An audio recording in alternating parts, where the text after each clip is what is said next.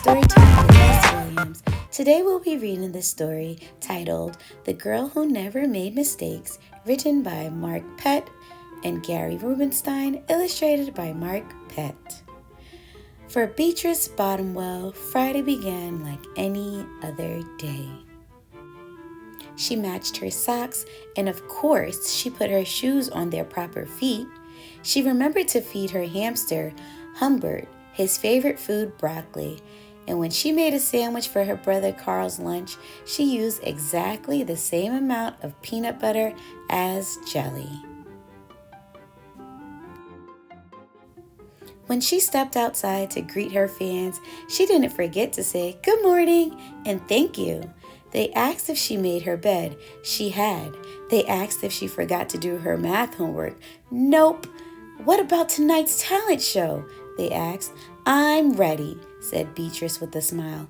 After all, her juggling act had won 3 years in a row. Most people in town didn't even know Beatrice's name. They just called her the girl who never makes mistakes because as long as anyone can remember, she never did. Unlike Beatrice, Carl made lots of mistakes. He ate his crayons and drew with his green beans. He danced with his hands and played piano with his feet. Carl loved to make mistakes. At school, Beatrice was on a cooking team with her 2 best friends, Millie and Sarah. To make their giant rhubarb muffins, they needed 4 eggs. Beatrice went to the refrigerator and carefully chose the biggest, eggiest egg she could find. But on her way back, her leg slipped from under her. The eggs went flying. Beatrice was about to make her first mistake. But she didn't. That was close, thought Beatrice. Sorry, Beatrice, I dropped a piece of rhubarb. Oh, Illy. For the rest of the school day, Beatrice could not stop thinking about her almost mistake. On her way home from school, Beatrice watched Millie and Sarah ice skating in the park. Come join us, said Millie. It's fun, said Sarah. Beatrice watched them slip and slide on the frozen pond. Millie and Sarah laughed as they wobbled on the ice. No thanks, said Beatrice. At supper, Beatrice barely touched her food. Is everything all right, kiddo? Asked her father. I'm worried I'll mess up tonight, said Beatrice, and everyone will be watching. Worry? You don't make mistakes, he said with a smile. Beatrice tried to smile too.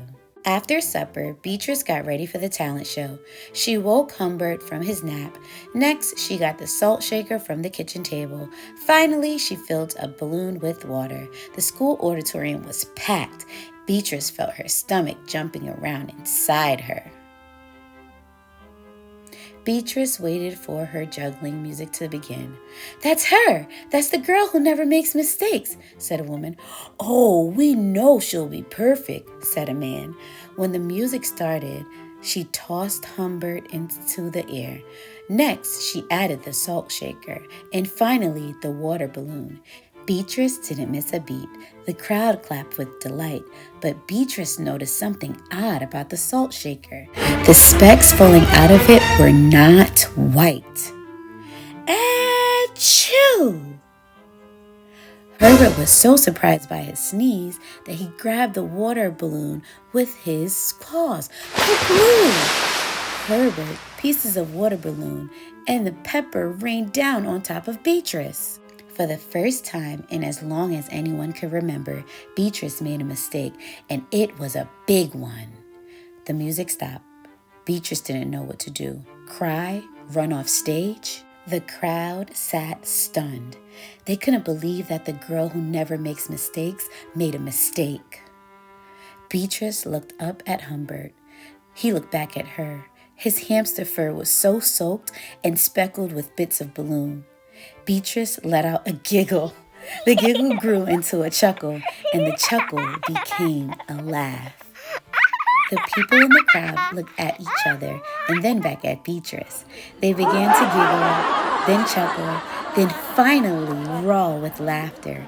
Beatrice and the audience laughed until they couldn't remember why they were laughing. That night, Beatrice slept better than she ever had.